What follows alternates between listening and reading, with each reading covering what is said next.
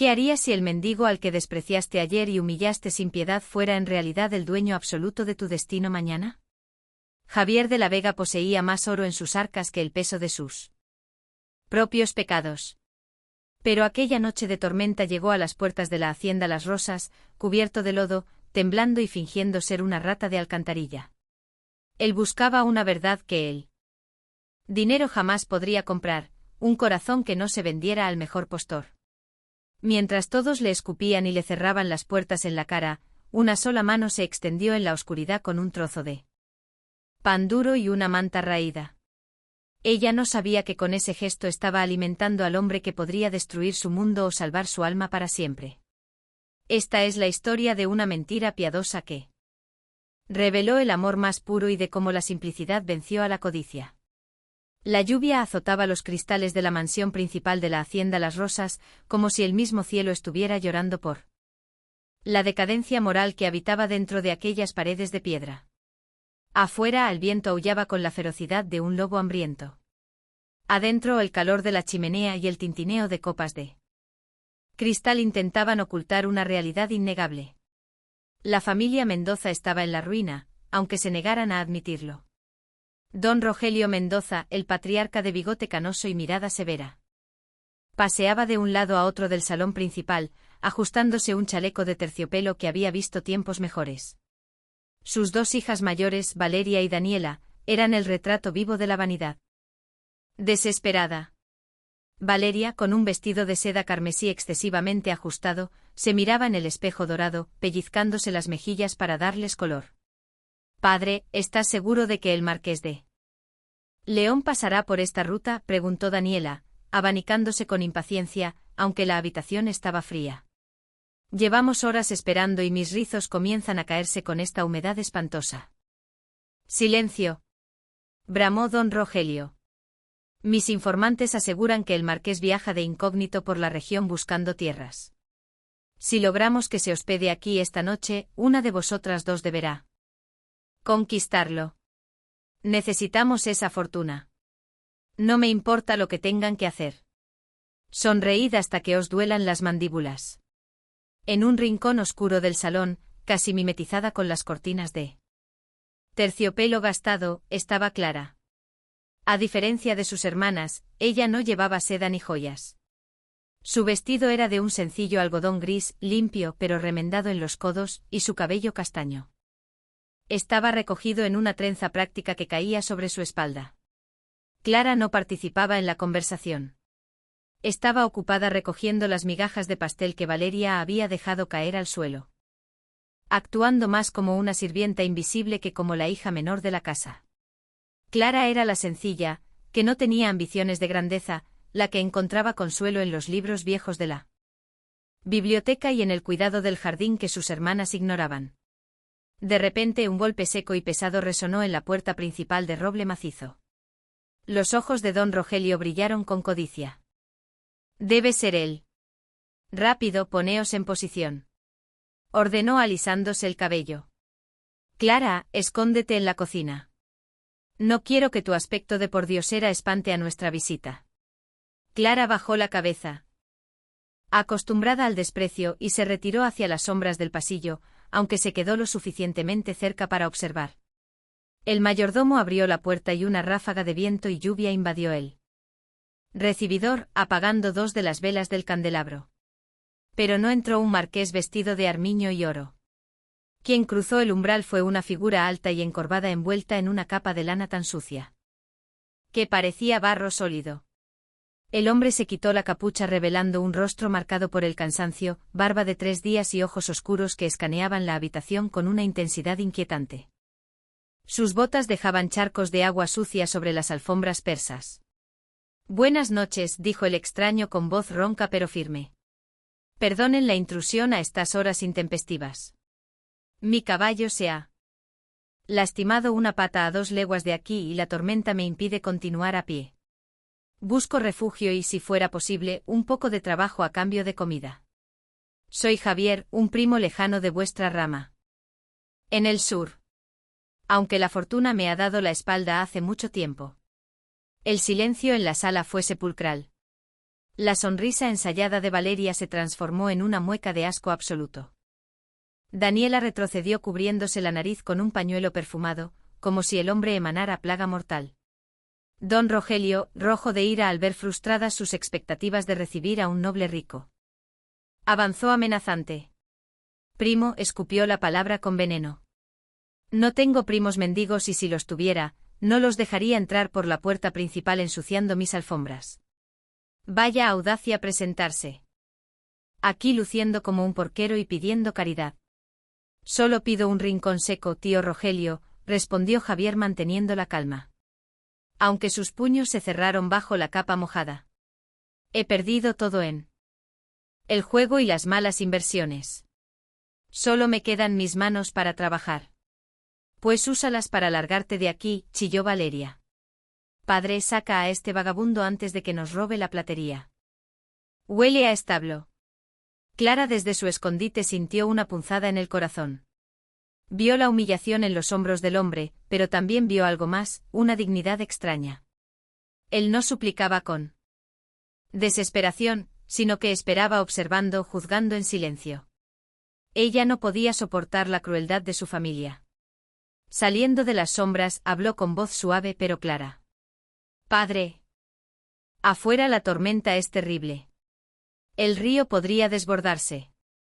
No podemos echar a un pariente, por lejano que sea, a morir de frío. Eso no es cristiano. Todos se giraron hacia ella. Javier levantó la vista y sus ojos se encontraron con los de Clara. Por un segundo el tiempo pareció detenerse. Él vio a una joven sin adornos, sin pintura en el rostro, con las manos enrojecidas por el trabajo, pero con una mirada limpia y compasiva que brillaba más que cualquier diamante falso de sus hermanas. Tú cállate, inútil, gritó don Rogelio. Nadie te dio permiso para hablar, pero pensándolo bien. Quizás necesitemos a alguien para limpiar las porquerizas mañana, ya que el mozo de cuadra se marchó. El patriarca miró a Javier con desdén supremo. Muy bien, primo. Puedes quedarte esta noche. Pero no bajo este techo. Dormirás en el granero con las bestias, que es donde parece que perteneces, y mañana trabajarás para pagar el aire que respiras en mis tierras.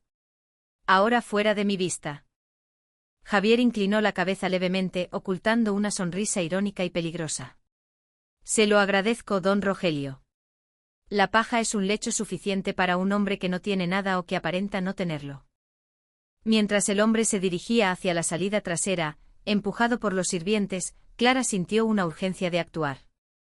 Su familia volvió a sus frivolidades, riéndose del primo pobre y lamentando que el marqués no hubiera llegado. La noche avanzó y la mansión quedó en silencio.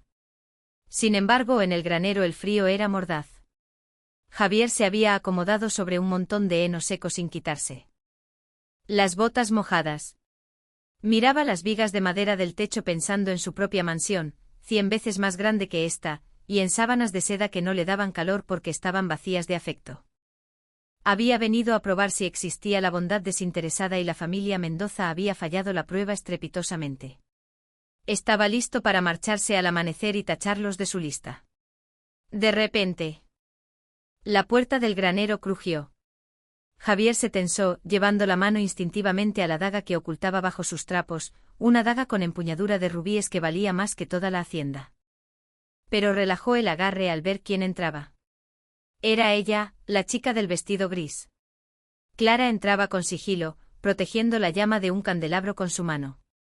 Llevaba bajo el brazo una manta gruesa de lana y en la otra mano un plato humeante cubierto con un paño. Señor Javier, susurró ella, acercándose con cautela para no asustar a los caballos. Sabía que no le habrían dado de cenar. Él se incorporó fascinado. A la luz de la vela, la sencillez de Clara adquiría una belleza etérea. No había artificios en ella, solo verdad. ¿No te castigarán si te descubren aquí alimentando al mendigo? Preguntó él, su voz perdiendo la aspereza fingida y volviéndose grave y varonil. Probablemente, admitió ella con una media sonrisa triste depositando el plato sobre una caja de madera. Pero el hambre duele más que los gritos de mi padre. He traído estofado de carne y pan caliente. Y esta manta era de mi madre. Es vieja, pero abriga mucho. Javier tomó el plato. No comió con la voracidad de un animal, como se esperaría de un vagabundo, sino con la elegancia contenida de quien ha sido educado en la mesa de reyes. Se detuvo y la miró fijamente. ¿Por qué haces esto? Tus hermanas dicen que soy una vergüenza. Tu padre me ha tratado como a un perro. ¿Por qué tú te arriesgas? Clara se sentó en una bala de paja frente a él, abrazándose las rodillas. Porque la pobreza no es un pecado, señor. El pecado es la crueldad. Usted dijo que perdió su fortuna. Yo creo que a veces perder el oro es la única forma de ver quiénes son realmente tus amigos. Las palabras de ella golpearon a Javier en el pecho como un mazo. Era exactamente lo que él sentía. Era la razón de todo su absurdo disfraz. Eres muy sabia para ser tan joven. ¿Cuál es tu nombre? Preguntó él, sintiendo un deseo inmenso de besarle la mano, un gesto que reprimió para no delatarse. Clara, solo Clara. Dime, Clara, si tuvieras un deseo, si apareciera una hada madrina o un marqués rico, ¿qué pedirías? ¿Vestidos como los de tus hermanas? ¿Joyería? Clara rió suavemente, un sonido que calentó el aire frío del granero. Oh, no. Los vestidos aprietan y las joyas pesan. Yo pediría libertad. Pediría una pequeña casa con muchos libros donde nadie me grite por ser quien soy y quizás alguien que me mire sin ver a través de mí como si yo fuera de cristal. Javier dejó el plato a un lado. Por primera vez en 5 años desde que murió su esposa, sintió que su corazón, ese órgano que creía petrificado, latía con fuerza.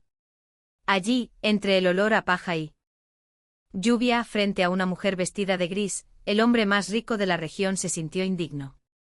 A veces, Clara, dijo él intensamente, inclinándose hacia ella. Los deseos se cumplen de las formas más extrañas y a veces los príncipes no llevan coronas, sino capas llenas de barro. Ella lo miró extrañada por el tono de su voz, tan seguro, tan poderoso, tan diferente al del primo derrotado que había entrado por la puerta. Hubo un silencio cargado de electricidad. Él extendió la mano y con una delicadeza infinita retiró un mechón de cabello que había caído sobre la frente de ella. Sus dedos rozaron la piel de Clara y ella se estremeció, no de frío, sino de una calidez repentina que le recorrió la columna vertebral.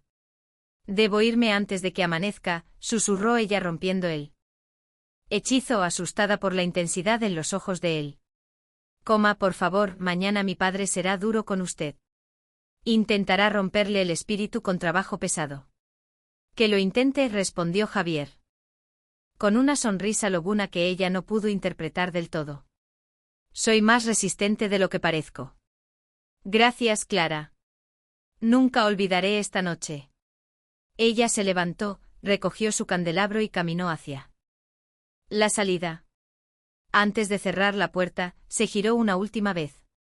La luz dorada perfiló su silueta sencilla. Buenas noches, primo Javier. Que Dios le bendiga. Cuando la puerta se cerró, Javier de la Vega se puso de pie.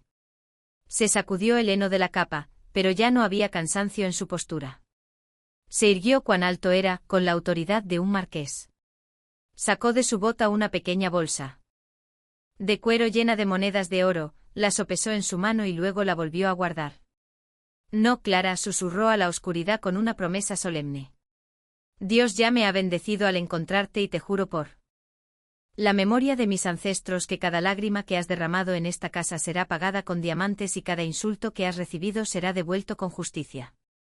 Mañana empieza el juego. Mi querida familia Mendoza, y vais a perderlo todo. Mientras tanto en la casa, don Rogelio roncaba soñando con riquezas, sin saber que acababa de enviar a dormir a los cerdos al único hombre que podía salvarlo y que su hija despreciada acababa de ganar el corazón del león. Pero el destino es caprichoso.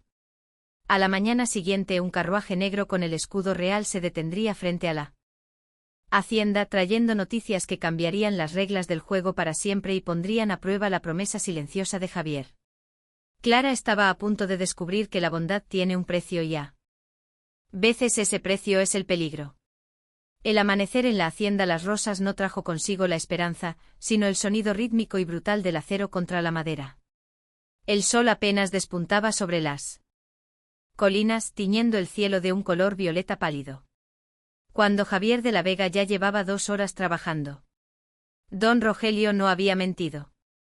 Tenía la intención de exprimir hasta la última gota de energía de su primo pobre. Javier, despojado de su capa y vistiendo solo una camisa de lino basta y arremangada hasta los codos, descargaba el hacha sobre los troncos de roble con una violencia controlada. Cada golpe era una liberación. Clac, clac, clac. Con cada impacto imaginaba que estaba rompiendo las cadenas de hipocresía que ataban a la alta sociedad a la que pertenecía. Su cuerpo, esculpido por años de entrenamiento en esgrima y equitación, no era el de un mendigo famélico, y los músculos de su espalda se tensaban visiblemente bajo la tela húmeda de sudor. Desde el balcón del segundo piso, Valeria y Daniela observaban la escena mientras tomaban el desayuno. Mira cómo suda, se burló Valeria mordisqueando una tostada con mermelada. Es como un animal de carga. No puedo creer que comparta nuestra sangre. Es repugnante. Al menos sirve para algo, rió Daniela, ajustándose un lazo de seda en el cabello. Papá dice que si trabaja así durante un mes, nos ahorraremos el salario de 3 peones. Imagina un pariente que sale más barato que un mulo. Javier las escuchaba. Sus sentidos estaban agudizados y la brisa traía sus voces chillonas hasta él. Patio. Apretó la mandíbula, pero no levantó la vista. Su objetivo no eran ellas. Sus ojos buscaban discretamente otra figura y allí estaba. Clara cruzaba el patio cargando una cesta pesada con ropa para lavar en el río. Caminaba con la cabeza gacha, intentando pasar desapercibida, pero Javier notó cómo se detenía un instante al verlo. Ella no lo miraba con asco ni con burla, lo miraba con preocupación. A media mañana, cuando el sol castigaba con fuerza y el calor se volvía sofocante, Javier se detuvo para secarse la frente. De repente una sombra fresca le cubrió. Clara estaba allí, extendiéndole un cuenco de barro con agua fresca y un trozo de queso envuelto en un paño limpio. Beba, por favor, susurró ella, mirando nerviosamente hacia la casa para asegurarse de que nadie vigilaba. Mi padre le hará trabajar hasta que caiga muerto, si usted se lo permite. Javier tomó el cuenco y sus dedos rozaron los de ella intencionadamente. La piel de Clara era suave a pesar del trabajo duro. Gracias, Clara, pero no te preocupes por mí. He sobrevivido a tormentas peores que el mal genio de tu padre. No es solo el trabajo, dijo ella, y por primera vez levantó la vista para mirarlo a los ojos. Tenía unos ojos color miel profundos y transparentes. Es la humillación. Nadie merece ser tratado como si valiera menos que el polvo. Usted tiene una nobleza en la mirada, Javier, que no coincide con sus ropas. Él sonrió, una sonrisa genuina que iluminó su rostro sucio de hollín y tierra. Y tú tienes la elegancia de una reina y te tratan como a una fregona. ¿Por qué lo permites? Clara suspiró, un sonido triste que pareció agitar las hojas de los árboles cercanos. Porque es mi familia y porque no tengo a dónde ir. Mi madre murió cuando yo era niña y ella me enseñó que la paciencia es la mayor virtud. Solo espero. Se detuvo ruborizándose. ¿Qué esperas? Insistió él acercándose un paso. La tensión entre ambos era palpable, un hilo invisible que vibraba en el aire. Espero encontrar un lugar donde pueda ser yo misma. Tengo un jardín secreto detrás de las viejas caballerizas. Es el único lugar donde florecen las rosas en esta tierra árida. Allí leo, allí sueño. Llévame allí, pidió él, casi como una orden, pero con una suavidad que la desarmó. Esa tarde, aprovechando que don Rogelio y las hermanas dormían la siesta, Clara guió a Javier a su refugio. Era un rincón olvidado de la hacienda, oculto por muros de piedra cubiertos de hiedra. Dentro era un paraíso en miniatura. Rosas silvestres, lavanda y jazmines crecían en una anarquía hermosa, cuidados por las manos amorosas de Clara. Se sentaron en un banco de piedra desgastado. Javier, el marqués acostumbrado a los jardines de Versalles y los palacios de Viena. Encontró que este pequeño jardín era más hermoso que cualquier cosa que hubiera visto porque tenía alma. ¿Qué lees?, preguntó él señalando un libro viejo que descansaba sobre el banco. Poesía, respondió ella. Lord Byron habla de pasiones y de libertad. Mis hermanas dicen que leer seca el cerebro de las mujeres, pero yo creo que lo expande. Javier la escuchó hablar durante una hora. Ella hablaba de las estrellas, de cómo las raíces de los árboles se entrelazan bajo la tierra como amantes secretos, de su deseo de ver el mar algún día. No mencionó vestidos ni bailes. Ni títulos nobiliarios. En su simplicidad, Clara era infinitamente más compleja que cualquier mujer de la corte. Clara, dijo él interrumpiéndola suavemente. Si yo te dijera que soy un hombre marcado por el destino, que traigo problemas, ¿huirías? Todos traemos problemas, Javier. La pregunta es si estamos dispuestos a compartirlos. Fue entonces cuando Javier decidió ejecutar la segunda fase de su plan, la prueba de fuego. Necesitaba estar absolutamente seguro. Su corazón ya le gritaba que ella era la elegida, pero su mente cínica, herida por el pasado, exigía una última confirmación. Esa noche, durante la cena, Javier irrumpió en el comedor principal. Se había frotado los ojos para que parecieran enrojecidos y su postura era la de un hombre derrotado. «Tío Rogelio», exclamó cayendo de rodillas dramáticamente en la entrada. La familia dejó de comer. Valeria soltó un bufido de molestia. «¿Qué pasa ahora?» «¿Has roto el hacha?», preguntó don Rogelio con desdén. «Es peor». «Mucho peor», dijo Javier con la voz quebrada. «Me han encontrado. Tengo una deuda de juego. 5.000 reales. Si no pago antes de la próxima luna llena, vendrán por mí. Me llevarán a la prisión de la capital o quizás me maten. Por la sangre que nos une, os lo suplico, ayudadme». El silencio que siguió fue denso y frío. Valeria y Daniela intercambiaron miradas y estallaron en carcajadas crueles. 5.000 reales, se burló Daniela. Ni vendiendo tus órganos valdrías tanto. ¿Por qué deberíamos darte nosotros ese dinero? Es una fortuna, bramó don Rogelio. Lárgate de mí. Vista. Si tienes deudas, págalas con tu pellejo. No verás ni un centavo de mi bolsillo para salvar a un jugador vicioso. Fuera. Javier fingió sollozar y se retiró arrastrando los pies. La crueldad de ellos era esperada, pero necesaria para el contraste. Regresó al granero y se sentó en la oscuridad esperando. Pasaron 10 minutos, luego 20. Javier comenzó a temer que se hubiera equivocado con ella. Quizás el dinero era un límite demasiado grande, incluso para la bondad de Clara. Pero entonces la puerta se abrió. Clara entró corriendo con el rostro bañado en lágrimas y pálida por la angustia. Llevaba una pequeña caja de madera en las manos. Se arrodilló frente a él sin importarle ensuciar su vestido en el suelo del establo. «Javier, escuché lo que dijeron», susurró ella con urgencia. «No puedo dejar que te lleven a prisión. No puedo dejar que te maten».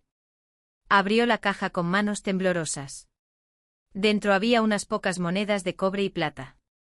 Los ahorros de toda una vida de privaciones, pero encima de las monedas descansaba un objeto brillante, un medallón de oro antiguo con un pequeño rubí en el centro. «Toma esto», dijo ella poniéndole la caja en las manos. «No son 5.000 reales, lo sé, pero este medallón era de mi madre.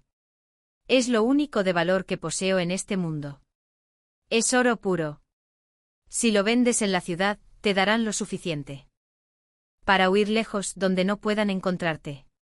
Javier se quedó paralizado. Miró el medallón y luego a los ojos de ella. Ella le estaba entregando su pasado, su único tesoro, su seguridad. Para salvar a un hombre que conocía hacía apenas 24 horas. Clara, su voz real, la voz del marqués, emergió por un instante llena de una emoción incontenible. «Este medallón es tu madre. No puedes dármelo. Una joya no tiene vida. Javier, tú sí. Prefiero perder el recuerdo de mi madre que saber que un hombre bueno ha muerto por falta de ayuda. Por favor, tómalo y vete ahora mismo. Huye. Javier cerró la mano sobre el medallón, pero no para aceptarlo, sino para sentir el calor del sacrificio de ella. En ese momento el disfraz cayó por completo dentro de su alma. Ya no había dudas. Ella era la mujer que había buscado durante toda su vida. Quería confesarle todo allí mismo, decirle que él podía comprar la hacienda entera con el dinero que llevaba en él. Bolsillo, que ella sería marquesa, que nunca más tendría que lavar ropa ni sufrir desprecios. Pero antes de que pudiera pronunciar una palabra, un estruendo proveniente del exterior sacudióla. Noche. Ladridos de perros, relinchos de caballos y gritos. Habrán en nombre de la ley, gritó una voz potente desde el patio principal. Clara se puso de pie de un salto aterrorizada. Han venido por ti, exclamó. Rápido, escóndete en el pajar, yo los distraeré. Pero Javier sabía que no venían por él. Sus deudas eran una mentira. Esto era algo real, algo que no estaba en sus planes. Ambos salieron del granero y corrieron hacia la casa principal. En el patio iluminado por antorchas había un carruaje lujoso pero siniestro pintado de negro mate. Un hombre descendía de él. No era un oficial de la ley, sino don Gerardo de la Torre, un comerciante anciano de la región, conocido por su inmensa riqueza y su reputación depravada. Tenía 60 años, una barriga prominente. Y unos ojos acuosos que desnudaban a las mujeres con la mirada. Don Rogelio estaba en la puerta temblando, pálido como un fantasma. Don Gerardo, no le esperaba hasta la semana próxima. Tartamudeó el padre de Clara. Mis pagarés han vencido hoy, Rogelio, dijo el comerciante con una voz aceitosa y desagradable. Me debes 50.000 reales y sé que no los tienes. Vengo a embargarla. Hacienda Las Rosas. Mañana tú y tus hijas estaréis en la calle. Valeria y Daniela comenzaron a gritar histéricamente. Don Rogelio cayó de rodillas suplicando por piedad, tenga misericordia. Le daré lo que sea. Don Gerardo sonrió mostrando unos dientes amarillentos. Sus ojos recorrieron a las hermanas que lloraban y luego se detuvieron en Clara, que estaba de pie junto a Javier en la sombra. El viejo comerciante se lamió los labios. Siempre había tenido una obsesión enfermiza por la hija menor, la virgen sencilla, cuya pureza le excitaba más que la vulgaridad de las otras dos. Lo que sea, repitió don Gerardo. Muy bien. Hay una forma de saldar la deuda. Olvidaré los 50.000 reales y os dejaré vivir aquí si me entregas a tu hija menor. ¿A Clara? ¿A Clara? Preguntó don Rogelio incrédulo. Sí, la quiero como esposa esta misma noche. Tengo un cura esperando en mi carruaje. Clara soltó un grito ahogado y retrocedió chocando contra el pecho de Javier. Él la sostuvo con fuerza, sintiendo como el cuerpo de ella temblaba violentamente. Una furia fría, mucho más peligrosa que la ira caliente, empezó a subir por las venas de Javier. Don Rogelio no dudó ni un segundo, se puso de pie, se sacudió el polvo de las rodillas y miró a su hija menor. Clara, acércate. No, padre, gritó ella, por favor, no, es un monstruo. Es tu deber salvar a esta familia, rugió don Rogelio, recuperando su arrogancia. ¿De qué nos has servido todos estos años con tus libros y tus tonterías? Ahora serás útil. Te casarás con don Gerardo y nos salvarás de la ruina. Es un trato. Sentenció don Rogelio estrechando la mano del viejo lujurioso. Don Gerardo avanzó hacia Clara con los brazos abiertos como un buitre a punto de devorar a una paloma. Ven aquí, mi pequeña florecilla. Te enseñaré lo que es ser una mujer de verdad. Clara se sintió morir. El mundo se cerraba sobre ella. Iba a ser vendida como una vaca. Entregada a un hombre que le causaba repulsión física y moral. Miró a Javier con los ojos llenos de lágrimas, despidiéndose en silencio, sabiendo que él no podía hacer nada. Él era solo un mendigo. Un pobre hombre con deudas, tan impotente como ella. Pero cuando don Gerardo extendió su mano llena de anillos para agarrar el brazo de Clara, otra mano lo interceptó. Una mano fuerte. Callosa por el trabajo del día, pero firme como el hierro. Javier se interpuso entre el viejo y la joven. Su postura había cambiado, ya no encorvaba la espalda. Su barbilla estaba alta. Su mirada era letal. «Quita tus sucias manos de ella», dijo Javier con una voz que resonó en el patio con la autoridad de un trueno. «¿Quién eres tú, pordiosero?», gruñó don Gerardo intentando soltarse. «Rogelio, dile a tu peón que se aparte o haré que lo azoten». «Apártate, imbécil», gritó don Rogelio. «Estás arruinando el trato». Javier no se movió. Miró a Clara ignorando a los demás. «Clara. Escúchame bien. No tienes que hacer esto. No te sacrifiques por quienes te despreciaban hace un minuto». «No tengo opción, Javier. Soy yo». «Sí, la tienes. Mírame», le pidió él tomando su rostro entre sus manos sin importarle que el viejo comerciante y su padre estuvieran gritando: «Elige la pobreza, elige el hambre si es necesario, pero no elijas la esclavitud. Ven conmigo. No tengo nada que ofrecerte más que mi nombre manchado y el camino, pero te juro que serás libre». «Basta de esta farsa», chilló don Rogelio haciendo una señal a dos criados robustos. «Sujetad al vagabundo y dadle una paliza. Clara, sube al carruaje ahora mismo». Los criados avanzaron con palos. Don Gerardo agarró la muñeca de Clara con violencia, haciéndola gritar de dolor. Ese grito rompió el último dique de contención de Javier. En un movimiento fluido, Javier desarmó al primer criado que intentó golpearlo, arrebatándole el palo y usándolo para golpear al segundo en las rodillas con una precisión militar. Luego giró hacia don Gerardo. Con un solo empujón envió al viejo comerciante rodando por el suelo de tierra. El caos estalló. Valeria y Daniela gritaban. Don Rogelio corría buscando una escopeta. Javier agarró a Clara de la cintura y la subió con una fuerza impresionante a uno de los caballos que los hombres de Gerardo habían dejado sueltos. Él saltó detrás de ella tomando las riendas. «Sujétate fuerte», ordenó él al oído de ella. «Javier, nos matarán», gritó ella aterrorizada, pero aferrándose a su pecho. «Que lo intenten», respondió él con una risa desafiante. Con un talonazo el caballo se encabritó y salió disparado hacia el portón abierto, galopando hacia la oscuridad de la noche, dejando atrás los gritos de furia de un padre que acababa de perder su venta y de un viejo que acababa de perder su capricho. Se adentraron en el bosque bajo la luz de la luna llena. Clara lloraba creyendo que iban hacia una vida de fugitivos y miseria absoluta. No sabía que el caballo sobre el que cabalgaban no se dirigía a una cueva, sino al marquesado más rico del país. No sabía que el hombre que la abrazaba por la espalda no estaba huyendo de la ley, sino llevándola a su verdadero reino. Pero la noche era larga y el camino hacia la verdad aún tenía obstáculos. Mientras el viento golpeaba sus rostros, Javier sabía que el momento de la revelación se acercaba y temía más la reacción de Clara ante su mentira que a todos los mercenarios que don Gerardo pudiera enviar tras ellos.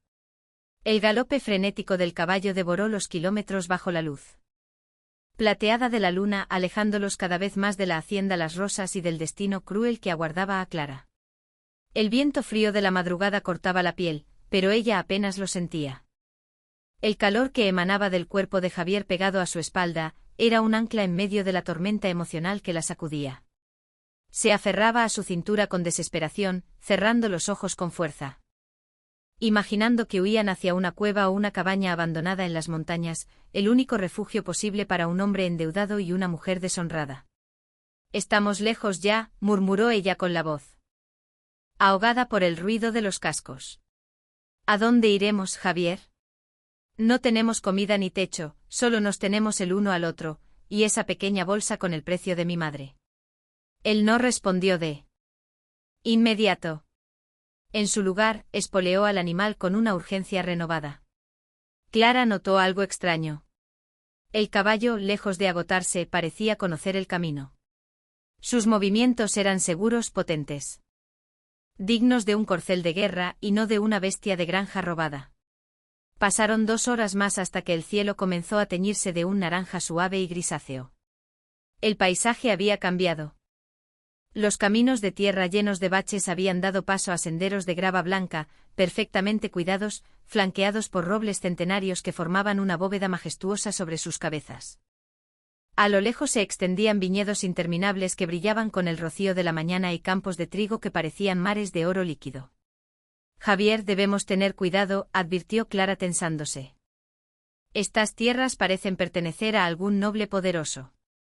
Si nos encuentran aquí, nos acusarán de invasores. Nadie nos hará daño aquí, Clara, respondió él. Su voz había cambiado por completo. Ya no había rastro del tono sumiso o preocupado del mendigo. Hablaba con una propiedad y una calma que le helaron la sangre a ella.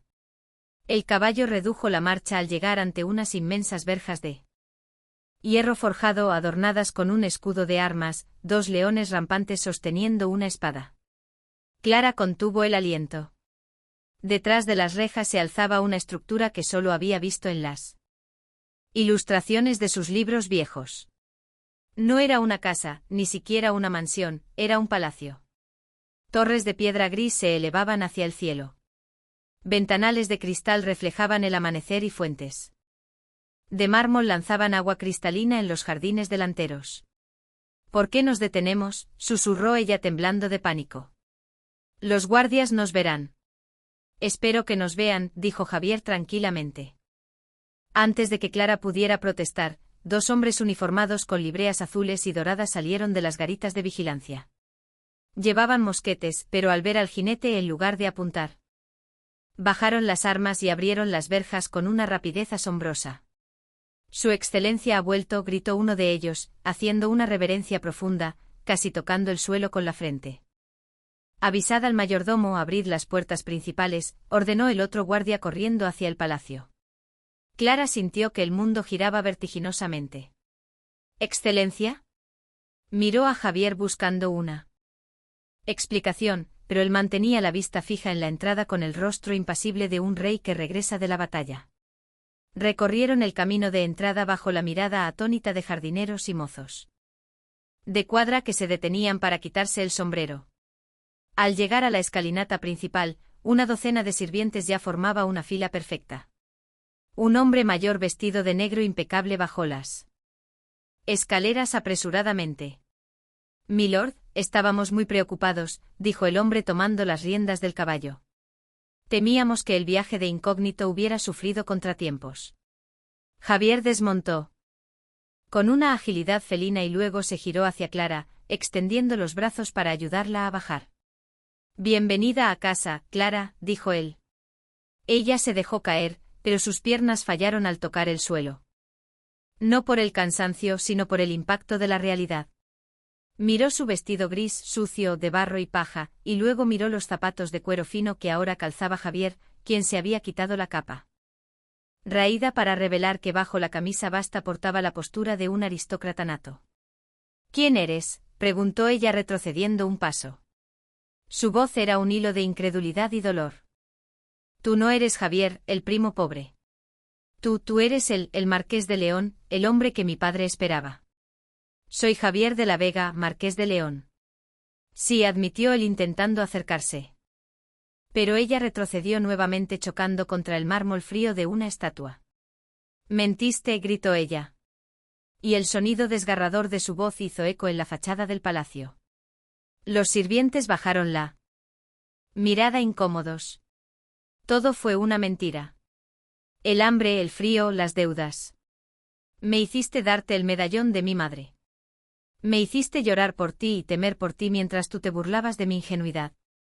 Nunca me burlé, Clara, dijo Javier con intensidad, acortando la distancia y tomándola por los hombros a pesar de su resistencia. Escúchame, necesitaba saberlo. Tenía que estar seguro. ¿Seguro de qué? ¿De que soy una estúpida que se apiada de los mendigos? Seguro de que no eras como ellas, bramó él perdiendo la compostura por primera vez. Javier hizo una señal brusca y los sirvientes se dispersaron, dejándolos solos al pie de la escalinata. El sol ya iluminaba sus rostros. El de ella manchado de lágrimas y polvo. El de él atormentado por la culpa y el amor.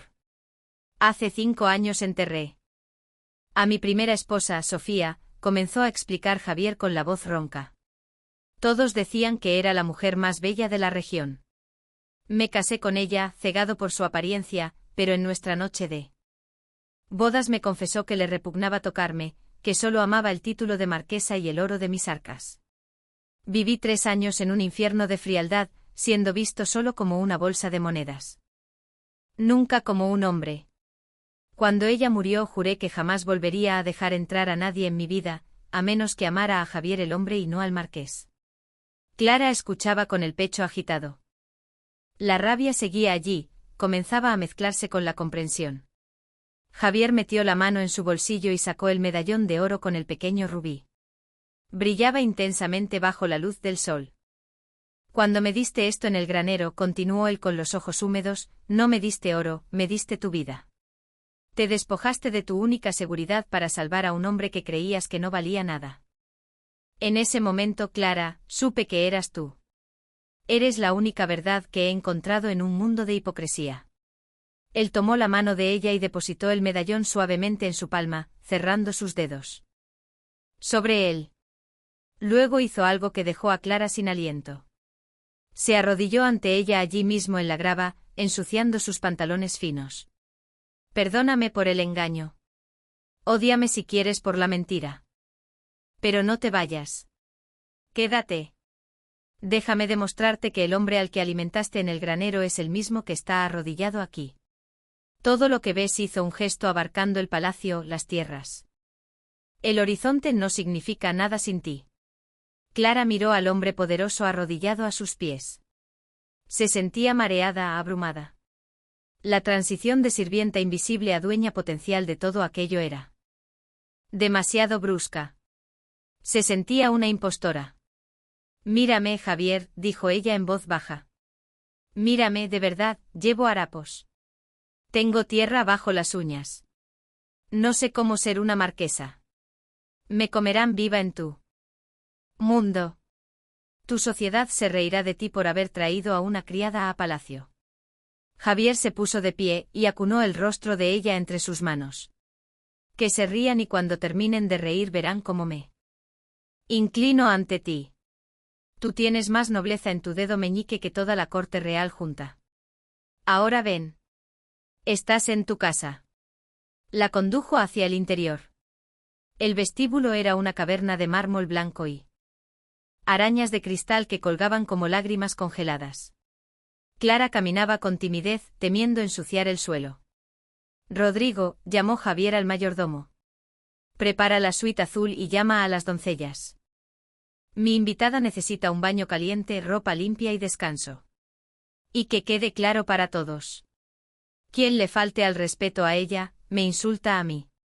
Como ordene excelencia, respondió el mayordomo sin pestañear ante el aspecto de Clara. Las siguientes horas fueron un borrón de sensaciones para Clara. Fue llevada a una habitación que era 3 veces más grande que la casa entera donde vivían los sirvientes de su padre. Las doncellas llenaron una tina de porcelana con agua humeante, perfumada con lavanda y rosas. Por primera vez en su vida, alguien la bañó, lavando la suciedad del camino y simbólicamente las capas de maltrato que había sufrido. Cuando salió del agua, envuelta en una bata de seda que acariciaba su piel como una brisa suave, se miró en el espejo de cuerpo entero. La chica que le devolvía la mirada ya no parecía la sirvienta gris. Su piel brillaba, su cabello castaño ahora limpio y cepillado, caía en ondas brillantes sobre sus hombros, pero sus ojos seguían asustados. Alguien llamó a la puerta. Era Javier. Ya se había lavado y cambiado, vistiendo ahora un traje de terciopelo azul oscuro que resaltaba su figura imponente. Traía una bandeja con frutas y vino. Mejor, preguntó él quedándose en el umbral respetuoso. Es demasiado, confesó ella, sentándose en el borde de la inmensa cama con dosel. Siento que voy a despertar en el granero en cualquier momento. No es un sueño, Clara, es justicia. Se sentaron a hablar, esta vez sin prisas, sin mentiras. Javier le contó sobre la gestión de las tierras, sobre sus responsabilidades y sobre la soledad que habitaba esos pasillos. Clara le habló de sus miedos, de la certeza de que su padre la buscaría no por amor, sino por propiedad. No te preocupes por don Rogelio, dijo Javier con una sombra oscura cruzando su mirada. Ya he enviado a un mensajero. Sabrán que estás aquí y sabrán quién soy. ¿Les dijiste la verdad?, preguntó ella alarmada. Les dije que el mendigo ha tomado a su hija bajo su protección. No revelé mi título en la carta. Quiero que vengan. Quiero ver sus caras cuando se den cuenta de su error. Clara sintió un escalofrío. La venganza de Javier estaba en marcha y ella estaba en el centro del tablero. Mientras tanto, a 50 kilómetros de allí, en la hacienda Las Rosas, el caos reinaba. Don Gerardo había amenazado con llamar a la Guardia Civil acusando al mendigo de secuestro. Don Rogelio, furioso y humillado, leía la nota que un jinete había dejado clavada en el poste de la entrada con un cuchillo. Asterisco, tu hija está segura conmigo. Si quieres recuperarla, ven a buscarla a las tierras altas del este, pero ven preparado para pagar tus deudas morales, Rogelio. Atentamente, el hombre que durmió en tu granero, asterisco. Maldito insolente. Gritó Rogelio arrugando el papel. Ha llevado a mi hija a las tierras yermas.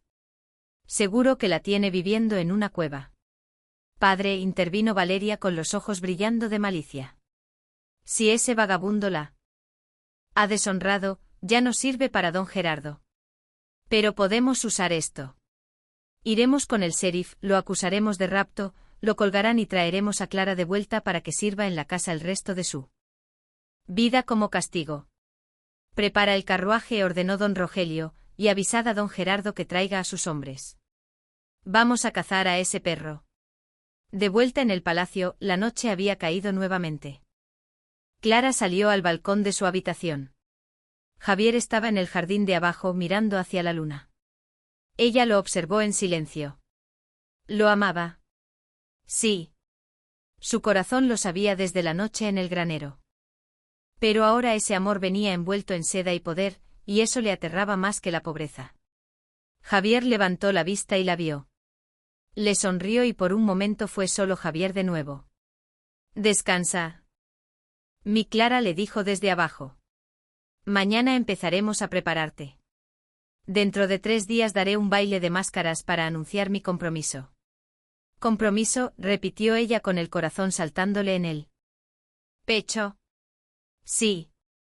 Voy a casarme con la mujer que me salvó y voy a presentarla ante la sociedad como la joya que es. Pero primero debemos enseñarte a brillar para que ciegues a quienes intentaron apagarte. Clara entró en la habitación y cerró las puertas de cristal. Se llevó la mano al pecho donde el medallón de su madre volvía a descansar, ahora limpio y brillante. La sencilla estaba a punto de entrar en la boca del lobo, la alta sociedad, y su familia venía en camino, armada con odio y codicia, sin saber que se dirigían directamente hacia una trampa dorada. La guerra había comenzado y el campo de batalla sería un salón de baile iluminado por 1000 velas. El carruaje de la familia Mendoza avanzaba con dificultad por los caminos rurales, levantando nubes de polvo ocre que se adherían a las ventanillas como una segunda piel sucia. Dentro del habitáculo el ambiente era tan irrespirable como el aire exterior. Don Rogelio, rojo de ira y calor, golpeaba el suelo con su bastón cada vez que una rueda caía en un bache, maldiciendo la osadía del mendigo que se había atrevido a desafiar su autoridad. A su lado, Valeria y Daniela se abanicaban frenéticamente, más preocupadas por cómo el viaje afectaría a sus cutis que por el destino de su hermana menor. Es indigno, refunfuñaba Rogelio por enésima vez, un pordiosero secuestrando a una Mendoza. Cuando encuentre a ese tal Javier, haré que lo aten a 50 latigazos antes de entregárselo al juez. Y a Clara, a esa ingrata, la encerraré en el sótano hasta que aprenda a obedecer. Padre, ¿el camino está cambiando?, observó Daniela asomándose por la cortinilla. Ya no hay baches y mira, esos árboles están podados con formas geométricas. El carruaje había cruzado, sin saberlo, los límites del Marquesado de León. La transición fue abrupta. Del abandono y la sequía de las tierras vecinas pasaron a un vergel de prosperidad. Los viñedos se extendían hasta donde alcanzaba la vista, cargados de uvas oscuras y Dulces y los campesinos que trabajaban en los campos no parecían esqueletos hambrientos, sino hombres y mujeres bien alimentados que saludaban con respeto al ver pasar un vehículo. Aunque fuera uno tan destartalado como el de los Mendoza. ¿Dónde diablos nos ha traído ese loco?, se preguntó Valeria, frunciendo el ceño con envidia al ver la riqueza de la tierra. Seguramente nos ha guiado hacia una trampa en los dominios de algún señor importante para que nos acusen de intrusos. Mientras tanto, en el corazón del palacio, Clara libraba su propia batalla. No contra monstruos o bandidos, sino contra su propio reflejo en el espejo de cuerpo entero de su suite. Javier había convocado a los mejores sastres y modistas de la capital, quienes habían llegado con baúles repletos de sedas, encajes de Bruselas y terciopelos de Génova. Clara estaba de pie sobre una tarima mientras 3 costureras ajustaban los pliegues de un vestido color azul medianoche, diseñado para resaltar la palidez de su piel y la profundidad de sus ojos. «Endereza la espalda, mi señora», decía la modista principal con tono amable pero firme. «No esconda su cuello. Una marquesa no mira al suelo, mira al horizonte». Clara obedecía, pero se sentía una impostora disfrazada. Cuando las costureras salieron, dejándola sola un momento, se dejó caer en un sillón. Abrumada. La puerta se abrió y Javier entró. No llevaba su atuendo de gala, sino ropa de montar elegante con botas de cuero pulido que resonaban sobre el mármol. Al verla abatida, su expresión se suavizó. «¿Te sientes como un pájaro en una jaula dorada?», preguntó él, acercándose y sirviendo 2 copas de agua cristalina. «Me siento como una niña jugando a disfrazarse con la ropa de su madre», confesó ella, aceptando el vaso. Javier, mis manos, extendió sus palmas hacia él, mostrando las pequeñas callosidades y marcas de años de trabajo doméstico. «Estas manos han fregado suelos y ordeñado vacas. La seda se engancha en ellas. No puedes borrar mi historia con un vestido caro». Javier dejó su copa y tomó las manos de ella entre las suyas, besando cada palma con una devoción casi religiosa. «No quiero borrar tu historia, Clara. Quiero enmarcarla. Estas marcas son medallas de honor. Demuestran que sobreviviste, que tienes fuerza. Las manos de tus hermanas son suaves porque nunca han levantado nada más pesado que un abanico. Las tuyas han sostenido el peso de una familia entera. Eso es lo que te hace reina, no la tela que llevas puesta». «Ellos están viniendo», susurró ella temblando. «Puedo sentirlos. Mi padre no se detendrá». «Que vengan», dijo Javier con una sonrisa fría que no llegaba a sus ojos. «Estoy deseando abrirles la puerta, pero recuerda, Clara. Hoy no eres la hija despreciada. Hoy eres la señora de esta casa. Cuando entren no quiero que bajes la cabeza. Si lo haces, ellos ganan y tú ya no eres una perdedora». Un estruendo lejano de ruedas sobre la grava interrumpió el momento. Javier caminó hacia la ventana y descorrió la cortina pesada. «Han llegado». Abajo en el patio principal, el carruaje de los Mendoza se detuvo frente a la escalinata monumental. Don Rogelio bajó primero boquiabierto, mirando las torres del palacio que se alzaban imponentes hacia el cielo azul. Valeria y Daniela descendieron después. Sus ojos desorbitados recorriendo la fachada, las estatuas, las fuentes. «Padre», balbuceó Daniela, «ese mendigo nos ha traído al Palacio de León. Trabaja aquí. Es un mozo de cuadra». «Debe serlo», exclamó Rogelio recuperando su arrogancia para ocultar su miedo. «Seguro que se ha escondido aquí y nos ha atraído para chantajearnos». «Guardias, guardias». 2 centinelas se acercaron impasibles. «Anuncien al señor Rogelio Mendoza», ordenó el patriarca intentando parecer importante. «Vengo a recuperar a mi hija secuestrada por uno de vuestros siervos, un tal Javier». El guardia no parpadeó. «Su excelencia el marqués le espera en el salón de los espejos». «Sígame». «¿El marqués?». Valeria se arregló el escote rápidamente, pellizcándose las mejillas. «El marqués sabe que estamos aquí». «Oh, padre. Quizás ha rescatado a Clara y quiere devolvernos el favor. Es mi oportunidad». Entraron en el palacio arrastrando los pies sobre las alfombras persas, mirando con codicia los candelabros de oro macizo. Y los tapices antiguos. Todo gritaba poder y dinero incalculable. La envidia corroía a las hermanas, la avaricia hacía salivar al padre. Al llegar a las enormes puertas dobles del salón, estas se abrieron simultáneamente. Al fondo de la inmensa estancia, sentado en un sillón que parecía un trono, estaba Javier, pero no el Javier que conocían. Iba afeitado, peinado hacia atrás, vistiendo un traje de terciopelo negro con bordados de hilo de plata. Su postura era de dominio absoluto. A su lado, de pie y con la mano apoyada en el respaldo del sillón, estaba Clara. El vestido azul medianoche la hacía parecer una aparición celestial, una diosa de la noche. Llevaba el cabello recogido con peinetas de perlas y en su cuello colgaba el medallón de su madre. Ahora pulido y brillante. La familia Mendoza se detuvo en seco. El silencio fue tan denso que se podría haber cortado con un cuchillo. «Bienvenidos a mi hogar», dijo Javier. Su voz retumbó en las paredes altas. Tranquila, pero letal. Tú, don Rogelio señaló con un dedo tembloroso. Tú eres el mendigo. Soy Javier de la Vega, marqués de León y el hombre al que mandasteis dormir con los cerdos. Hace 2 noches. Valeria soltó un grito ahogado y se llevó la mano a la boca. Daniela parecía a punto de desmayarse, pero no de miedo, sino de cálculo rápido. Sus mentes retorcidas procesaron la información a la velocidad del rayo. El hombre al que habían humillado era el soltero más rico del país. «Oh, su excelencia», exclamó Valeria, dando un paso adelante y haciendo una reverencia. «Torpe. Qué malentendido tan terrible. Nosotros solo estábamos probando su humildad. Era una broma, una simple broma familiar». «Una broma», repitió Javier arqueando una ceja. «Dejarme sin comer fue una broma. Intentar vender a vuestra hermana a un viejo depravado también fue parte del chiste».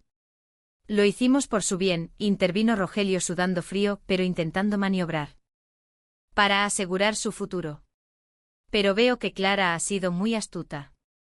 Se ha adelantado a sus hermanas». El padre miró a Clara con una mezcla de odio y adulación forzada. «Hija mía, qué hermosa estás. Sabía que este vestido te quedaría bien.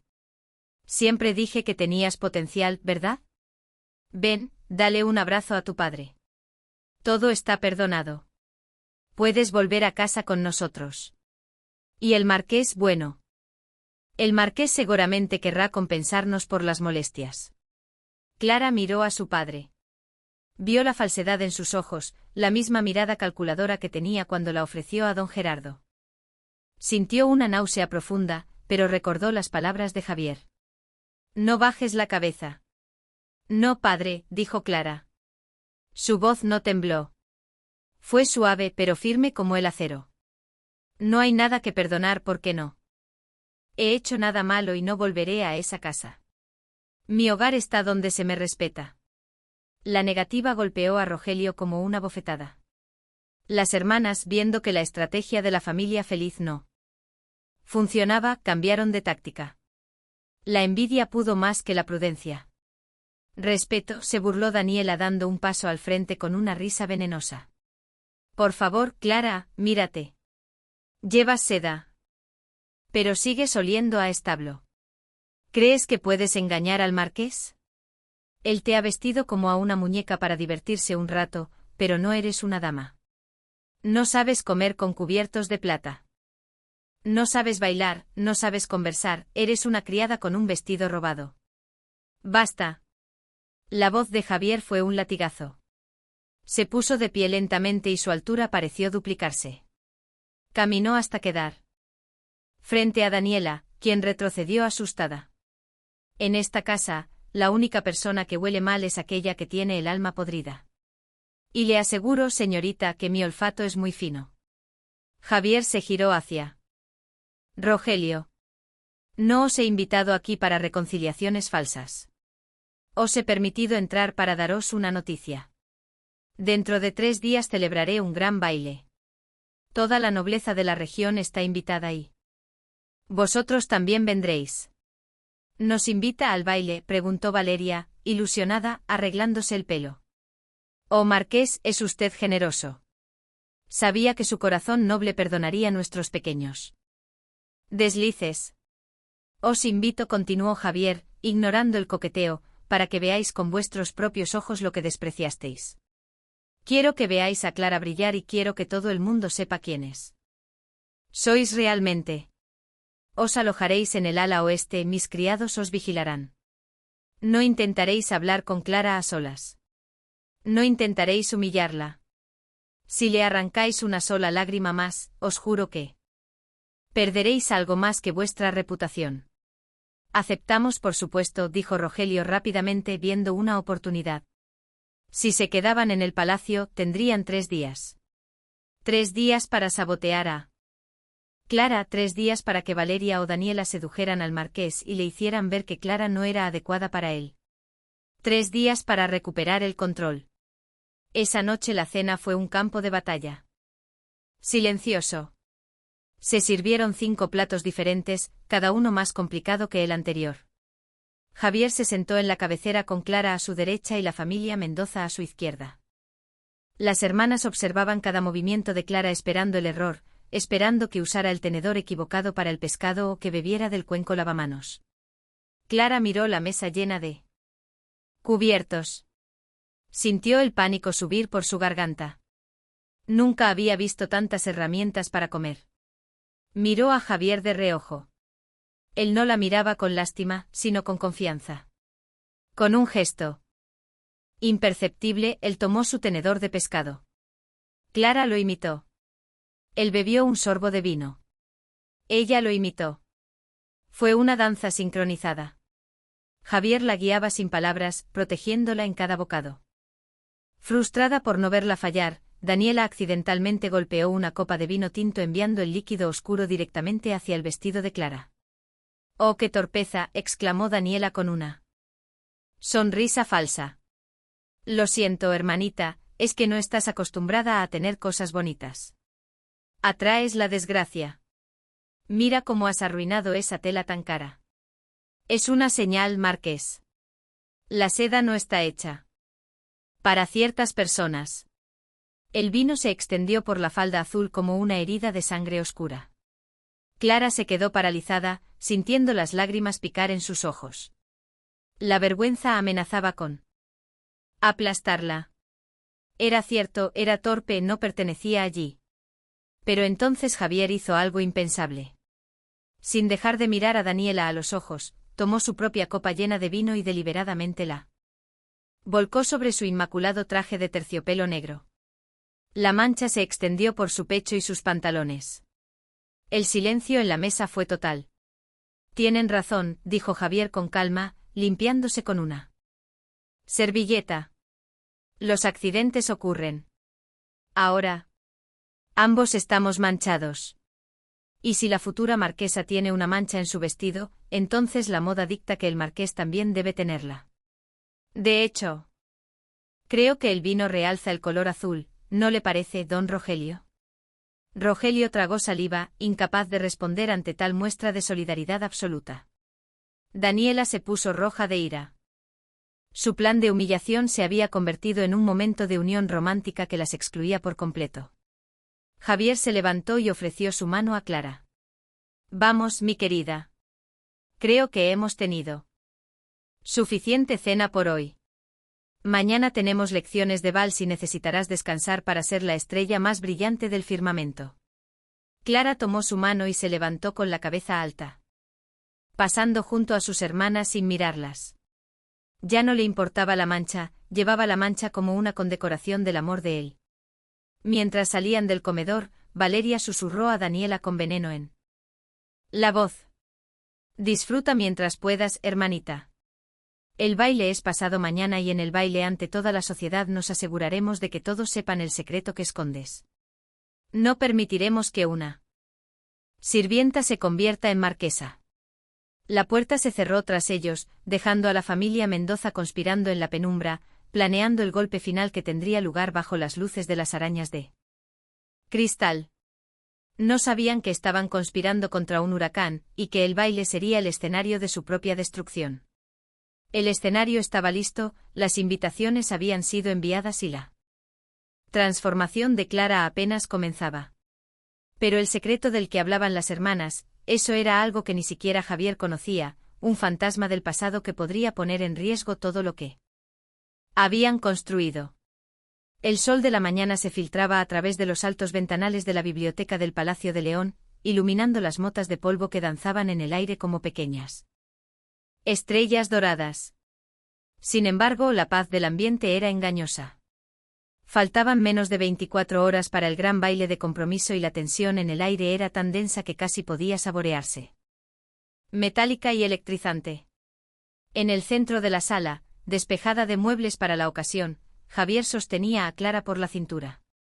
No había música, salvo el ritmo constante de sus respiraciones y el suave roce de las suelas de cuero sobre el parqué encerado. 1, 2, 3. 1, 2, 3 murmuraba Javier, guiándola con una presión firme, pero delicada en la espalda baja. No mires tus pies. Clara. Mírame a mí. Si miras al suelo, te caerás. Si me miras a mí, volarás. Clara levantó la vista, encontrándose con los ojos oscuros del marqués. Sentía el corazón golpeándole las costillas como un pájaro atrapado. Tengo miedo de pisarte, confesó ella con las mejillas encendidas. Mis pies están acostumbrados a caminar sobre tierra y piedras, no a deslizarse sobre madera pulida. Tus pies irán donde tu corazón les diga, respondió él deteniéndose y acercándola más, rompiendo la distancia socialmente aceptable. El vals no es una serie de pasos mecánicos, Clara. Es una conversación sin palabras. Yo te pregunto, tú respondes. Yo te protejo, tú confías. ¿Confías en mí? Con mi vida, susurró ella sin dudar. Entonces olvida a la sociedad, olvida a tu padre y a tus hermanas. En esta pista de baile solo existimos tú y yo. El resto son fantasmas. Javier comenzó a tararear una melodía suave. Una canción de cuna antigua y volvió a girar. Esta vez Clara se dejó llevar, cerró los ojos y permitió que la fuerza de él la sostuviera. De repente ya no era la criada torpe, era una pluma flotando en el viento, ingrávida, elegante. Cuando la música imaginaria terminó, quedaron frente a frente con los labios a escasos centímetros. Ya estás lista, dijo él con voz ronca. Mañana cuando entremos al salón todos verán lo que yo veo, a la única mujer digna de llevar el marquesado sobre sus hombros. Mientras tanto, en el ala oeste del palacio, la atmósfera era muy diferente. La habitación asignada a las hermanas Mendoza parecía una guarida de víboras. Vestidos esparcidos, joyas falsas sobre el tocador y un olor rancio a perfume barato impregnaba el aire. Valeria paseaba nerviosa mordiéndose las uñas mientras Daniela estaba sentada en la cama, sosteniendo un objeto envuelto en un pañuelo de encaje sucio. ¿Estás segura de que funcionará?, preguntó Valeria, deteniéndose frente al espejo para ensayar una cara de inocencia. El marqués está cegado por ella. Si fallamos nos echará a los perros. No fallaremos, aseguró Daniela con una sonrisa gélida. La lujuria de un hombre puede perdonar la pobreza e incluso la torpeza. Pero la nobleza nunca perdona el robo ni la sangre manchada. Daniela desenvolvió el objeto. Era un broche antiguo de oro y zafiros que pertenecía a su difunta madre. Un objeto que don Rogelio creía perdido hacía años. Escucha el plan, susurró Daniela, bajando la voz, aunque estaban solas. Esta noche, mientras todos duermen, sobornaré a una de las criadas nuevas, esa chica asustadiza de la lavandería. Haré que esconda este broche entre las cosas de Clara. Mañana, en medio del baile, descubriremos que nos falta una joya familiar de valor incalculable. Exigiremos que se registre en las habitaciones y cuando lo encuentren en el cofre de Clara, los ojos de Valeria brillaron con malicia. Diremos que es una cleptómana, que robó a su propia madre en el lecho de muerte. Exacto. Pero eso no es todo, agregó Daniela levantando un dedo. El golpe final será el secreto. Le diremos al marqués delante de todos sus amigos estirados la verdad sobre el origen de Clara. Que mamá siempre sospechó que no era hija de papá, sino de aquel gitano que trabajaba en los establos. La bastardía es un pecado que ni todo el oro del marqués puede lavar. La sociedad la escupirá ahí. Javier, por su propio honor, tendrá que repudiarla. Las hermanas rieron un sonido agudo y discordante que contrastaba con la belleza del palacio que planeaban profanar. El día siguiente pasó en un borrón de preparativos frenéticos. El palacio se transformó en un escenario de cuento de hadas. Cientos de velas de cera de abeja fueron colocadas en las inmensas arañas de cristal del salón de los espejos. Flores frescas traídas de los invernaderos reales adornaban cada columna y barandilla, llenando el aire con el aroma dulce de las gardenias y los lirios. Al caer la noche, los carruajes comenzaron a llegar. La élite de la región descendía de sus vehículos, luciendo sus mejores galas. Condesas con tiaras de diamantes, varones con medallas militares y jóvenes debutantes, que miraban con curiosidad y envidia hacia las ventanas iluminadas, ansiosas por ver a la misteriosa mujer que había capturado al marqués de Hielo.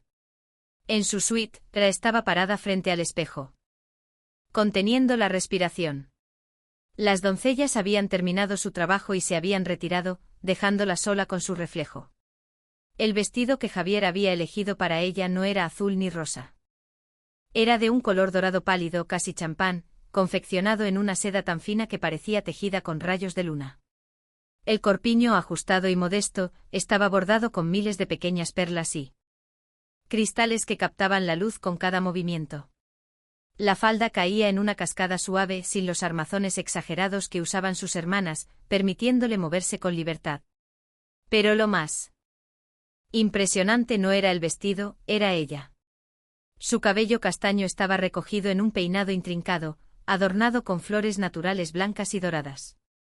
Su piel, nutrida por días de descanso y buenos alimentos, resplandecía, y en su cuello no había diamantes ostentosos, sino el simple medallón de su madre, pulido hasta brillar como un sol en miniatura. La puerta se abrió y Javier entró. Se detuvo en seco y por un momento el poderoso marqués se quedó sin palabras. Él vestía un uniforme de gala militar negro y oro con una banda roja cruzando su pecho y la espada ceremonial al cinto. Clara, susurró acercándose lentamente como si temiera que ella se desvaneciera. Si los ángeles bajaran a la tierra, sentirían envidia de ti esta noche. Tengo miedo, Javier, admitió ella temblando. Ligeramente. Escucho los carruajes. Escucho las voces. Son como lobos esperando a su presa. Tú no eres la presa, mi amor. Tú eres la reina de la manada. Déjalos que aúllen mientras yo sostenga tu mano, nadie podrá tocarte. Él le ofreció su brazo fuerte y seguro. ¿Lista para conocer tu reino? Clara respiró hondo, tocó el medallón de su madre buscando fuerza y asintió. Lista. Bajaron la gran escalinata de mármol juntos. El murmullo en el salón principal era ensordecedor, pero en el momento en que el mayordomo golpeó su bastón contra el suelo y anunció, Su Excelencia, el Marqués de León y su prometida, la señorita Clara Mendoza, el silencio cayó como un manto pesado. Cientos de ojos se clavaron en ellos. Clara sintió el peso físico de las miradas. Curiosidad, juicio, desdén. Asombro. Apretó el brazo de Javier y él cubrió su mano con la suya dándole calor. Descendieron paso a paso con la majestuosidad de la realeza. Clara no tropezó. Mantuvo la cabeza alta recordando las lecciones. Mírame a mí, no al suelo. Al llegar al final de la escalera, la multitud se abrió para dejarles paso. Javier la guió hacia el centro de la pista. La orquesta situada en el balcón superior comenzó a tocar los primeros acordes de un vals. Solo nosotros, le recordó él al oído, fantasmas. Empezaron a bailar y fue mágico. Clara se movía con una gracia innata que dejó boquiabiertos a los críticos más feroces. Su sencillez, en medio de tanto artificio y ostentación, resultaba hipnótica. No necesitaba joyas enormes ni escotes provocativos. Su luz venía de dentro. Desde un rincón La familia Mendoza observaba con los dientes apretados. Don Rogelio bebía copa tras copa de vino, dividido entre el orgullo de ver a su hija tan alto y el rencor de saber que ella ya no le pertenecía. Valeria y Daniela, vestidas con trajes de colores chillones que parecían vulgares al lado de la elegancia de Clara, se consumían en su propio veneno. Mira cómo la miran, siseó Valeria, estrujando su abanico hasta casi romperlo. ¿Creen que es una santa? Espera, dijo Daniela con los ojos fijos en el reloj de péndulo. Ya casi es la hora. La criada ya debe haber colocado el broche en su bolso de mano que dejó en el guardarropa privado. La música terminó y el salón estalló en aplausos, algunos genuinos, otros por compromiso. Javier besó la mano de Clara frente a todos. Un gesto de adoración pública. Damas y caballeros, anunció Javier con voz potente. Gracias por acompañarnos. Esta noche no solo celebro un baile, sino el hallazgo de un tesoro. Brindo por mi futura esposa, Clara, la mujer que me enseñó que la verdadera riqueza no está en el oro, sino en el corazón. Los invitados levantaron sus copas. Clara sonrió, sintiéndose por primera vez verdaderamente feliz y segura. Pero la felicidad es frágil como el cristal. Un momento. La voz estridente de Daniela cortó el aire deteniendo los brindis. Su Excelencia, detenga todo. Ha habido un crimen. El murmullo de confusión recorrió la sala. Javier frunció el cejo, su mano yendo instintivamente a la empuñadura de su espada. ¿Qué significa esto, señorita Mendoza?, preguntó con frialdad. Daniela avanzó hacia el centro de la pista, seguida por Valeria y un don Rogelio, que parecía confundido, pero dispuesto a seguir el juego. Marqués, lamento arruinar su fiesta, dijo Daniela con falso pesar. Pero acabamos de notar que ha desaparecido una joya familiar de inmenso valor, el broche de zafiros de nuestra difunta madre. Lo trajimos para regalárselo a Clara como ofrenda de paz. Pero ha desaparecido de nuestro estuche. ¿Y qué tiene que ver eso con mi prometida?, inquirió Javier, poniéndose delante de Clara como un escudo humano. Bueno, intervino Valeria, es que vimos a Clara merodeando cerca de nuestras cosas antes del baile y todos sabemos que, bueno, que la pobreza puede llevar a las personas a tener hábitos desagradables como la cleptomanía. Eso es mentira, exclamó Clara dando un paso al frente indignada. Jamás tocaría nada vuestro. Entonces no te importará que revisemos tu bolso de mano, ¿verdad, hermanita?, desafió Daniela con una sonrisa triunfal. Está en el guardarropa. Si no tienes nada que esconder, permítenos mirar. La sociedad entera contuvo el aliento, un escándalo de robo en pleno compromiso marquesal. Los abanicos se movían frenéticamente. Javier miró a Clara. Ella le devolvió la mirada con los ojos limpios y transparentes. No tengo nada que temer, dijo ella con dignidad. Traed mi bolso. Un sirviente trajo el pequeño bolso de seda que Clara había usado. Daniela se lo arrebató de las manos y con un gesto teatral lo volcó sobre una mesa auxiliar cercana. Cayeron un pañuelo, un frasco de sales y el pesado broche de oro y zafiros que chocó contra la madera con un sonido sordo que resonó como un disparo. El grito ahogado de la multitud fue unánime. Ladrona, gritó Valeria señalándola con el dedo. Lo sabía. Siempre fuiste una envidiosa. Robaste a tu propia familia en la noche de tu triunfo. Clara miraba el broche paralizada por el horror. No, yo, no sé cómo llegó eso ahí. Balbuceó sintiendo que el suelo se abría bajo sus pies. Miró a Javier desesperada. Javier, te lo juro, pero Daniela no había terminado. Y no es solo una ladrona, marqués, gritó aprovechando el momento de debilidad para lanzar la segunda bomba. Es una impostora. Debería saber con quién se casa. Esa mujer no es una Mendoza legítima. Es la hija bastarda de un mozo de cuadra gitano con el que mi madre tuvo un desliz. Lleva la sangre sucia y traicionera en sus venas. Es una bastarda y una ladrona. El silencio que siguió fue absoluto, terrorífico. La acusación de bastardía era la muerte social definitiva. Clara sintió que las fuerzas la abandonaban. Las lágrimas nublaron su visión. Todo se había derrumbado en un segundo. La trampa era perfecta. Javier se quedó inmóvil mirando el broche y luego a las hermanas que jadeaban de excitación por su victoria. Su rostro era una máscara de piedra ilegible. Don Rogelio, viendo la oportunidad de distanciarse de la hija caída, gritó: deshonra. Si no es mi hija, la repudio. Marqués, perdone este engaño. No sabíamos que albergábamos a una criminal. Clara, sola en medio del círculo de acusadores, bajó la cabeza esperando el rechazo. Esperando que Javier le soltara la mano y la expulsara de su paraíso. Pero la mano de Javier no se soltó, al contrario, se apretó con tanta fuerza que casi le hizo daño. Él dio un paso adelante. Despacio, con la calma terrible de un depredador antes del ataque. Se acercó a la mesa, tomó el broche de zafiros y lo levantó para que todos lo vieran. Luego miró a Daniela con unos ojos que prometían un infierno. Interesante, dijo Javier con una voz suave que heló la sangre de los presentes. Muy interesante, porque hay un pequeño detalle que habéis olvidado en vuestra perfecta historia, señorita Mendoza.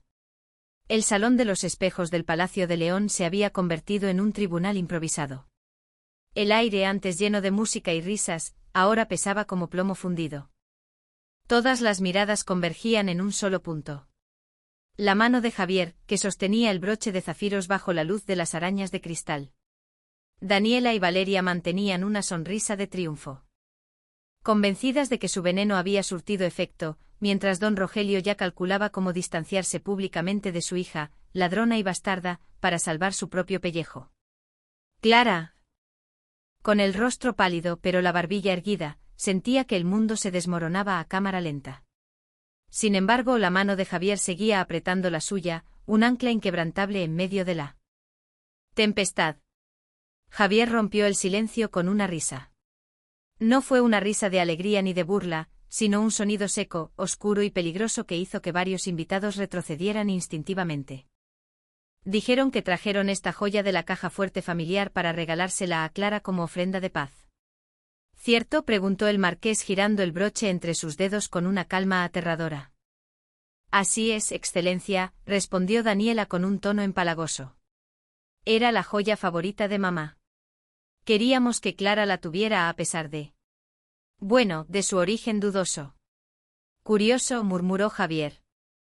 Muy curioso porque verán, hay dos problemas con su historia.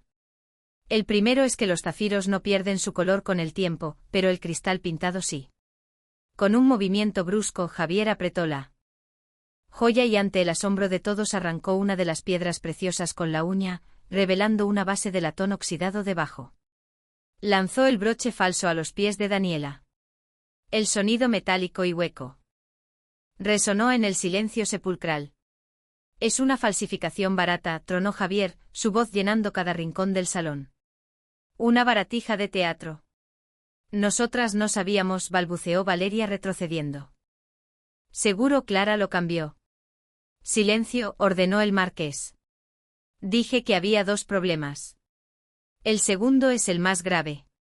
Ustedes no pudieron traer el broche original de la casa familiar hoy. Porque el broche original lo tengo yo. Un murmullo de incredulidad recorrió la multitud. Javier hizo una señal a su mayordomo Rodrigo, quien se acercó con una pequeña caja de terciopelo negro. Javier la abrió y allí, descansando sobre la seda blanca, estaba el verdadero broche. Los zafiros auténticos brillaban con un fuego azul profundo e inconfundible, humillando a la baratija que yacía en el suelo. Javier clavó su mirada en don Rogelio, quien parecía haber encogido 10 centímetros dentro de su traje. Hace 3 meses, un prestamista de la capital me contactó. Me ofreció una pieza exquisita que un caballero rural arruinado había empeñado para pagar deudas de juego y vestidos nuevos para sus hijas mayores. Compré la joya para recuperarla, sabiendo que pertenecía al patrimonio de los Mendoza, pensando en devolvérsela algún día. El marqués avanzó hacia las hermanas que temblaban visiblemente. Ustedes sabían que su padre había vendido la joya. Usaron una copia para incriminar a su propia hermana. Planearon esto con frialdad y malicia, abusando de mi hospitalidad y profanando mi hogar. Daniela intentó hablar, pero las palabras se le atascaron en la garganta. La sociedad, que minutos antes miraba a Clara con sospecha, ahora dirigía miradas de absoluto desprecio hacia las hermanas y el padre. Los abanicos se cerraron de golpe sentenciando su juicio social. Y sobre la acusación de bastardía continuó Javier suavizando la voz, pero manteniendo la intensidad. Dijeron que Clara lleva sangre sucia.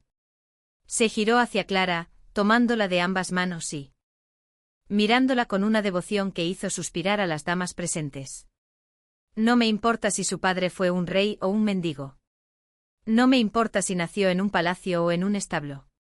La nobleza no se transmite por la sangre, se demuestra en los actos.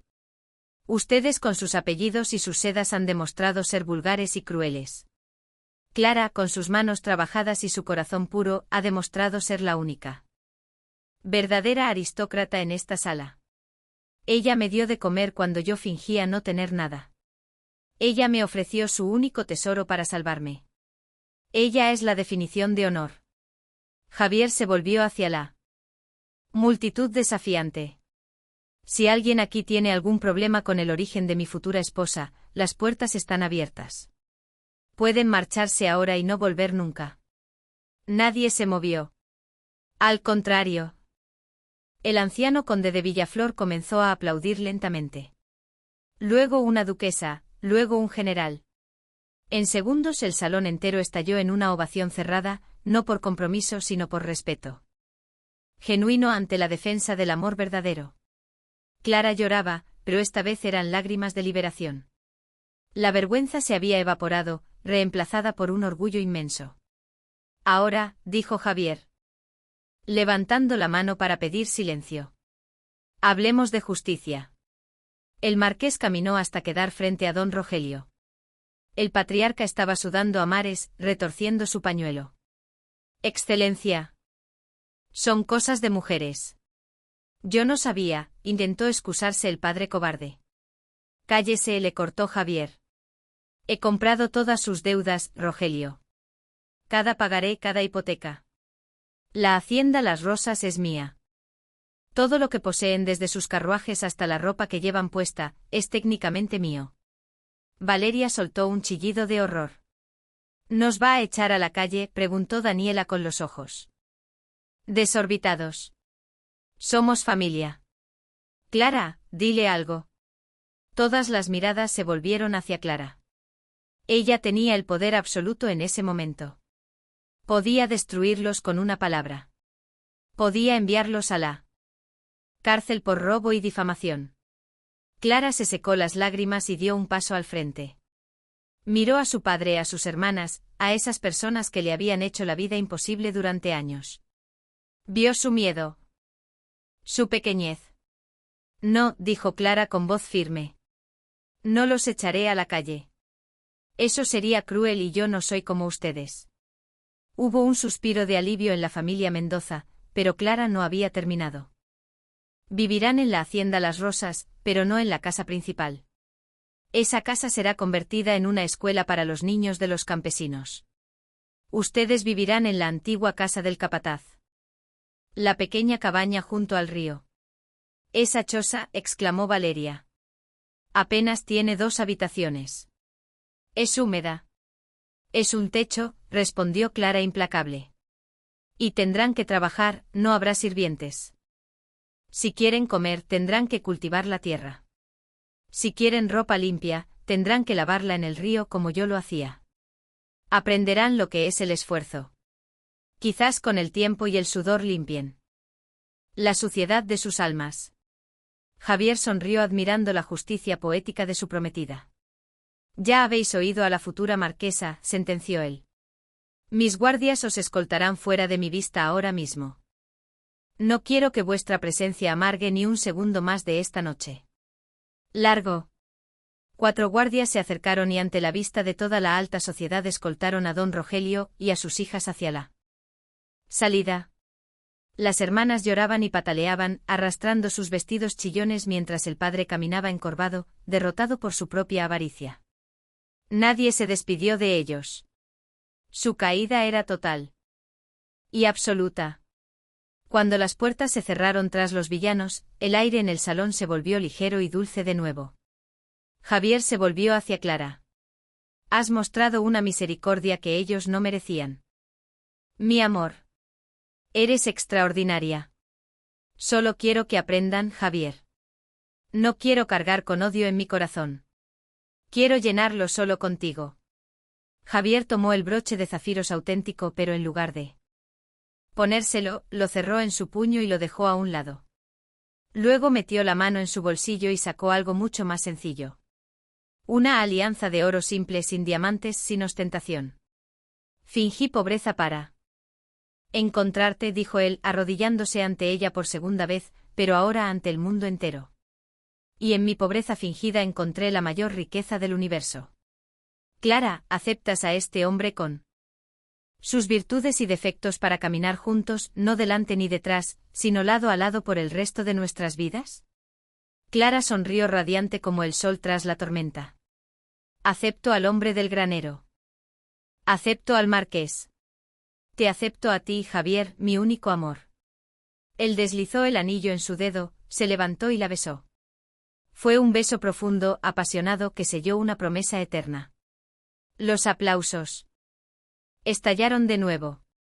Los músicos comenzaron a tocar un vals triunfal y cientos de pétalos de rosas blancas cayeron desde los balcones superiores, lloviendo sobre los amantes como una bendición. Epílogo. 5 años después. El sol de la tarde bañaba los jardines de la hacienda Las Rosas, ahora transformados y llenos de vida. Donde antes había silencio y decadencia, ahora se escuchaban las risas de los niños que salían de la escuela instalada en la mansión principal. En la pequeña cabaña del capataz, junto al río, 3 figuras trabajaban la tierra. Valeria y Daniela. Envejecidas prematuramente por el sol y el trabajo duro, discutían mientras arrancaban malas hierbas de un huerto de patatas. Sus manos, antes suaves, ahora estaban callosas y agrietadas. Don Rogelio, sentado en un banco de madera, miraba al vacío, recordando tiempos pasados que nunca volverían, viviendo de la caridad de la hija que despreció. Habían aprendido la lección de la manera más difícil. La vanidad no se come. A lo lejos, un carruaje abierto paseaba por los caminos de grava. En él iban el marqués y la marquesa de León. Clara llevaba en brazos a un pequeño niño de cabellos oscuros, mientras una niña de 3 años reía sentada en las rodillas de Javier. Clara no llevaba grandes joyas, solo su medallón y su alianza simple. Se veía más hermosa que nunca. Con la serenidad de quien es dueña de su destino. ¿Te arrepientes?, preguntó Javier besando su frente mientras observaban sus tierras prósperas. ¿De qué?, preguntó ella apoyando la cabeza en su hombro. De haber alimentado a ese mendigo una noche de tormenta. Clara rió y el sonido fue pura música. Ese mendigo me dio un reino, Javier, pero lo más importante es que me dio una voz y me enseñó que la verdadera magia no está en los cuentos de hadas, sino en la bondad de los desconocidos. El carruaje siguió su camino hacia el horizonte dorado, dejando atrás la amargura del pasado y avanzando hacia un futuro construido sobre la verdad y el amor incondicional. La más sencilla había ganado la partida más importante de todas, la de la felicidad.